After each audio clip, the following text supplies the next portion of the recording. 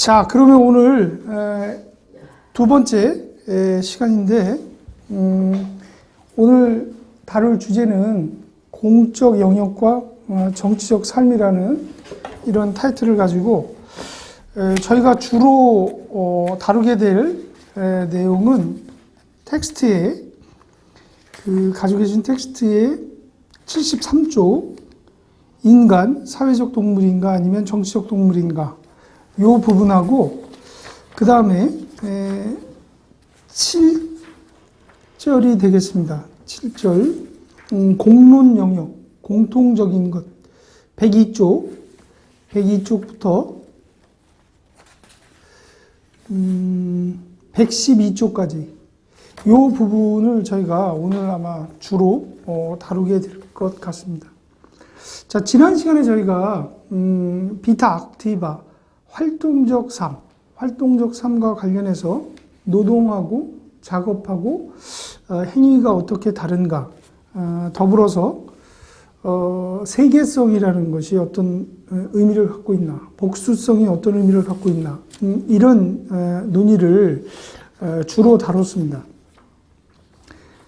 다시 한번 좀 우리가 이제 활동적 삶을 언급하기 위해서는 그 60쪽에 나와 있는 비타 악티바의 개념에 대해서 생각해 볼 필요가 있는데, 잘 알려진 대로 그 활동적 삶은 사실 관조적 삶에 대비되는 개념이죠. 비타 컨템플라티바에. 그러면 활동적 삶과 그 관조적 삶의 전통적으로 어떤 우선성을 갖고 있느냐 하는 거죠. 아리스토텔레스는 자유인이 되려면 그 61쪽에 나와 있는 것처럼 세 가지 비호의, 삶의 방식이 필요하다라고 이렇게 구분을 하고 있어요. 자유인이 되려면 우선 생계에 기여하는 모든 생활 방식으로부터 배제될 수 있어야 됩니다. 자유인이 되려면. 다시 말해서 노동의 생필품을 만들어내는 노동에 예속되는 이러한 삶의 방식으로부터 벗어나야죠. 따라서 노예 또는 장인, 작업을 하는 장인도 자유인이 될 수 없습니다. 또 탐욕적인 삶을 사는 상인들, 이러한 사람들이 사실은 자유인의 영역에서 다 배제가 돼요. 그 이야기는 뭐냐면, 우리가 자유인이 되려면 고대 그리스에서는 적어도 4가지 조건이 필요했습니다. 주석 원주 4번을 보시면 그런 이야기가 나오죠. 첫째, 신분 상태에서 우리가 자유민과 그리고 피자유민을 구분할 수 있어요. 그러니까 주인은 신분상 자유인이 될 수 있습니다. 반면에 노예는 신분상 어떤 경우에도 자유인이 될 수 없죠. 또 하나는 뭐냐면 인격의 불가침성입니다. 그 인격이 존중될 수 있는 사람은 자유인이에요. 세 번째는 경제활동으로부터 자유로워야 돼요. 그러니까 먹고 사는 문제가 해결되어야 자유롭다라는 겁니다. 마지막으로는 이동의 권리가 필요해요. 이동할 수 있는 권리. 그러니까 이 4가지 조건 가운데 하나라도 부족하면 사실은 고대 그리스에서 자유인이 될 수 없었습니다. 그런데 아리스토텔레스는 가장 중요한 것이 뭐냐면, 한나 아렌트도 마찬가지지만 자유를 어떻게 우리가 쟁취하느냐, 이것이 이제 인간이 추구하는 궁극적인 목적이다, 이렇게 이야기할 수 있는데, 아리스토텔레스가 이야기하는, 그렇다면 비타 악티바의 의미는 뭐냐 하는 거예요. 왜냐하면 아리스토텔레스는 분명히 관조적인 삶을 행위적인 삶보다 더 우월하게 봤는데, 그러면 아렌트는 왜 지금 인간의 조건에서 이러한 행위적인 삶에 주목을 하는가 하는 거예요. 우리가 전통적으로 철학사에서 이야기하듯이 활동적 삶이 관조적 삶을 살아가는데 이바지하기 때문에 그럴까 하는 거예요. 분명히 이런 측면이 있죠. 만약에 인간이 관조적 삶을 수행해 나가려면 자유인으로서 분명히 활동적 삶에 도움을 받든가 아니면 활동적 삶으로부터 적어도 필요의 그러한 제약성에서 벗어날 수 있어야 되는데, 그런 차원에서는 분명히 이러한 활동적 삶이라는 용어가 중요할 수 있어요. 하지만 아렌트에게 있어서 활동적 삶이 정말로 필요한 것은 적어도 67쪽에 영혼성과 불멸성을 언급하는 그 지점의 바로 위에 단락에서 이런 표현에 우리가 주목할 필요가 있다는 것이죠. 제가 한번 인용을 해보겠습니다. 활동적 삶이라는 용어를 사용할 때 나는 이 활동 모두의 근저에 놓여 있는 관심은 관조적 삶이라는 중심적 관심과 동일하지 않으며 동시에 그것보다 우월하거나 열등하지도 않음을 전제하면서 활동적 삶이라는 용어를 사용한다는 거예요.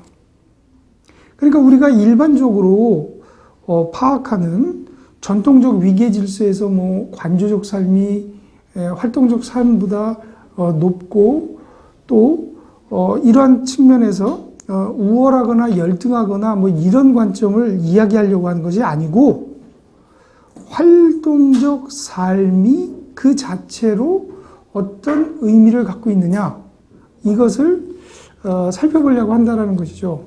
그것을 이제 우리에게 개념적으로 포괄하는 개념이 뭐냐면 불멸성이라는 개념입니다.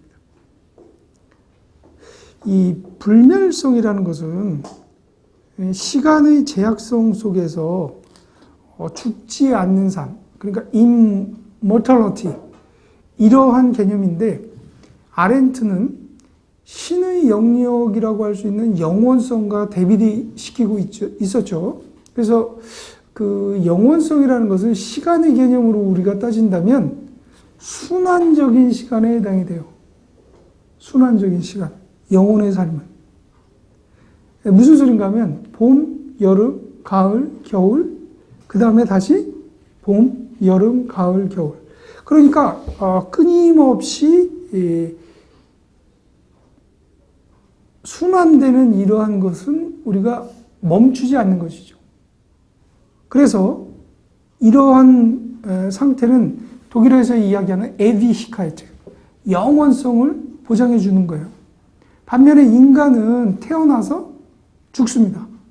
그러니까 인간은 직선적인 시간을 갖고 있는 거예요. 순환적인 시간이 아니고. 그러면 직선적인 시간을 갖고 있는 인간이 영원성은 획득할 수 없죠. 애시당초. 그러면 인간한테 가능한 시간은 뭐냐? 영원성 대신에, 그런데 영원히 기억될 수 있는, 동료 인간들로부터, 후세로부터 영원히 기억될 수 있는 불멸성을 획득하게 되면 인간이 바로 immortality라는 측면을 획득하게 되는 거예요. 죽지 않는 거예요. 이런 것들을 달성할 수 있는 것은 노동을 통해서 안 돼요. 그리고 이제 영속성을 갖고 있는 작업을 통해서도 영속성을 가질 수는 없어요. 왜냐하면 우리가 이제 고대인들, 그리스인들이 자유인이 되기 위해서는 어떤 것을 가져야 되느냐, 그 네 가지 조건을 아까 살펴봤는데, 그 네 가지 조건이 바로 자유로운 지위, 그리고 이 인격의 불가침성, 경제활동으로부터 자유, 마지막으로 제약받지 않는 이동할 수 있는 권리, 이런 것들이거든요. 그런 측면에서 이제 인간이 영원히 기억될 수 있는 이러한 차원에서 과연 불멸적인 행위, 그러니까 우리가 흔히 뭐 불멸의 이순신 이런 표현을 쓰는 것인데, 자기의 흔적을 남길 수 있는 능력, 이런 것들이 바로 자유인, 그리고 이런 활동이 장인의 작업에서 나오는 것이 아니고 정치적인 행위를 통해서 가능하다는 거예요. 정치적인 행위를 통해서.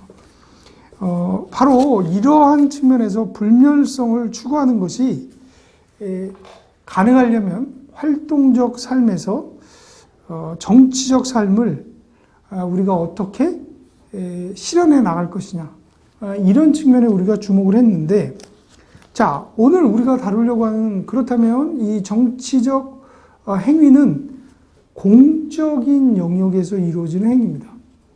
그리고 비오스 폴리티코스, 이런 정치적인 삶이라는 것은 그러면 어떤 의미를 갖는가 하는 거예요. 그런데 오늘 우리가 다룰 4절 인간에서 아렌트는 아주 도발적인 질문을 합니다. 무슨 소린가 하면, 사회적 동물인가? 인간은 정치적 동물인가? 아마 이 표현에서 우리한테 가장 익숙하게 떠오르는 철학자는 아리스토텔레스입니다. 뭐 잘 아시는 것처럼 아리스토텔레스는 인간을 존 폴리티콘 이렇게 불렀죠. 자, 그런데 왜 인간이 정치적 동물이어야 하는가? 아렌트는 사회적 동물과 정치적 동물을 구분하려고 합니다. 이 표현법에서.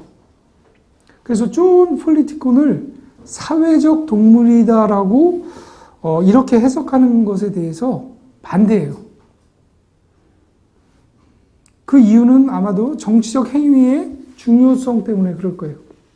쉽게 짐작을 하실 수 있을 것 같은데, 오늘 텍스트의 첫 구절, 다시 말해서 비타 악티바라는 것이 어디에 뿌리를 두고 있는가 하는 겁니다. 인용을 해보겠습니다. 여러분들 텍스트의 73쪽에 활동적 삶, 즉 어떤 일을 능동적으로 행하는 인간의 삶은 언제나 사람들과 그들이 만든 사물 세계에 그 뿌리를 두고 있다 라는 측면입니다. 그러니까 활동적 삶이라는 것은 언제나 우리가 소문자 복수의 맨이라는 그 용어의 의미를 지난 시간에 배웠죠.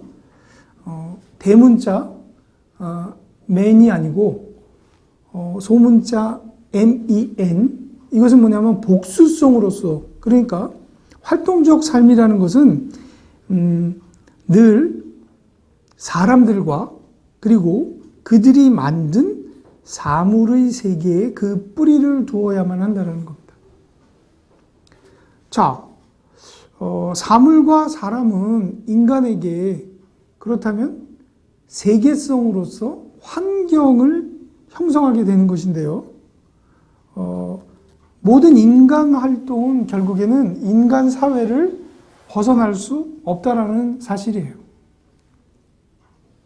아마 벤자민 프랭클린의 인간을 묘사했던 가장 대표적인 표현 중에 호모 파베르, 이 공작인, 제작인이라는 의미로 우리가 흔히 이야기하는 이 호모 파버, 이 개념을 좀 주목해 볼 필요가 있는데, 흔히 인간은 노동하는 동물입니다. 애니멀 라보란스예요. 그 74쪽에 나와 있듯이, 그런데 인간은 노동을 할 때 고립되어서 노동하지 않습니다. 인간은 개별적인 파브리카토, 공작인일 수 있겠지만 인간은 혼자서 거주하는 세계를 만들려고 노동하지 않는다는 겁니다. 나중에 이 막스는 이런 어떤 노동관을 우리가 노동에서 보겠지만 가총스베이젠, 유적 존재로 이제 표현을 하게 되는데, 인간은 노동 활동을 하기 위해서 타인의 존재를 필요로 해요. 늘 필요로 합니다. 만약 타인이 없으면 또 다른 의미에서 우리는 왜 생산을 하는가? 근원적인 질문을 한번 해봐야 돼요. 나 혼자 소비하기 위해서? 자급자족 공동체가 아니고 우리는 코오퍼레이션, 아마 협업을 하기 위해서 생산을 한다는 거죠. 그런 의미에서 인간이 사회적 동물인가 아니면 정치적 동물인가 라는 표현에서 이제 아렌트가 주목하려고 하는 것은 왜 고대의 좋은 폴리티콘을 정치적 동물이라고 우리가 번역할 수 있다면 이것이 갑자기 사회적이라는 표현으로 바뀌었을까 하는 거예요. 이 애니멀 소ци알리스라는 이 표현을 쓴 사람은 로마의 세네카입니다. 로마인이었던 세네카. 세네카는 사회적 동물이라는 표현을 써요. 아리스토텔레스는 정치적 동물이라는 표현을 썼는데, 또 하나 우리가 주목할 만한 인물이 토마스 아퀴나스입니다. 중세 스콜라 철학의 완성자라고 우리가 하는 토마스 아퀴나스가 74쪽에 보시면은 호모 에스트 나투랄리테 폴리티쿠스 이드 에스트 소시알리스 이 표현을 씁니다. 우리가 번역을 해보면 인간은 천부적으로 정치적이다. 다시 말해서 인간은 사회적이다. 이런 표현을 쓰고 있습니다. 그러니까 폴리티쿠스라는 표현 안에서 소시알리스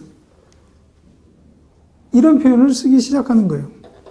자, 그러면 이런 아퀴나스의 표현 또는 세네카의 표현, 이런 표현은 라틴어 안에서 소시에타스가 어떤 용법으로 쓰였느냐 하는 걸 우리에게 일단 좀 주목을 하게 만들어요.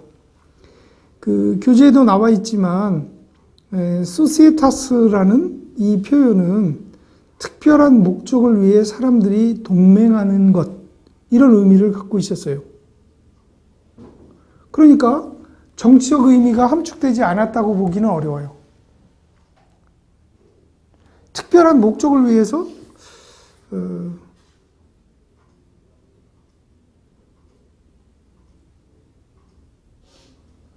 사람들이 동맹하는 경우, 동맹하는 것. 물론 이제 산적이나 이런 사람들도 특별한 목적을 위해서 동맹을 해요. 해적이나 산적도. 그런데 어떤 의미에서는 분명히 제한적이긴 하지만 분명 정치적인 목적을 갖고 있는데, 다른 의미에서 보면 산적이나 뭐 해적은 정치적인 목적은 사실 갖고 있지는 않죠. 이 사람들한테 동맹의 목적은 뭘까요? 또 다른 한편에서 아렌트는 이런 재미난 언어학적인 언급을 하고 있는데요.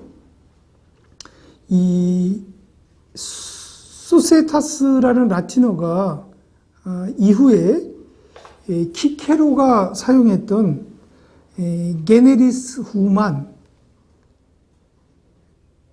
이러한 개념을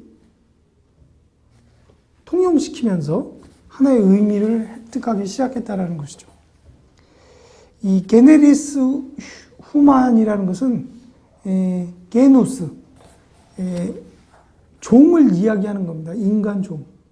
그러니까 영어에서 우리가 인류하면 mankind 이런 표현을 쓰잖아요. 원래 kind라는 게 뭐예요? 종을 얘기하는 거거든요. 종. 그래서 mankind, 이런 의미로 소시에타스의 개념이 통용됐다라는 것이죠. 그래서 그리스에서 정치적이다라고 했을 때에는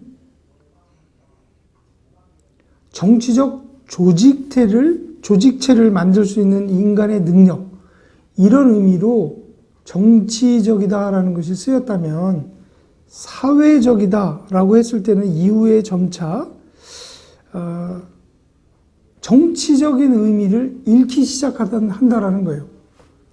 우리가 이제 다음 시간에 사실 이제 사적 영역을 이제 보면서 근대 아주 독특한 사회적이다라는 이러한 개념이 새롭게 강조되는데, 이건 뭐냐면 사적인 것과 공적인 것 사이에 사회적이다라는 개념이 근대에 아주 강한 의미를 갖게 됩니다.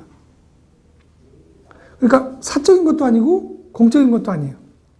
그 사이에 틈새에 이제 끼어들게 되는 것이 사회적인 것인데, 이 라틴어에서 의미하는 사회적인 것은 분명히 정치적인 의미가 함축되어는 있지만, 그럼에도 불구하고 이러한 개념이 고대에서 사용되었던 뭔가 액션, 정치적 행위를 위한 그러한 의미로는 점차 쓰이지 않게 된다는 거예요. 그렇다면 어떤 의미로 쓰이느냐? 교제라는 의미, 사회적 교제. 그 생물학적인 삶의 필요에 의해서 인간에게 부과될 수 있는 행위, 뭐 이런 것으로 만약 쓰인다면 이런 것들과는 구분을 해야 한다는 거죠. 만약에 잘 아시다시피 정치적 동물의 능력을 우리가 이해할 때, 그 정치적 동물로서의 능력은 사회적인 교제 능력과는 구분해야 됩니다. 왜냐하면 만약 이게 사회적인 교제 능력으로 우리가 이해를 한다면, 이런 정치적 동물로서의 능력은 꿀벌이나 개미나 이런 곤충들이 심지어 더 우리보다 잘 갖고 있어요.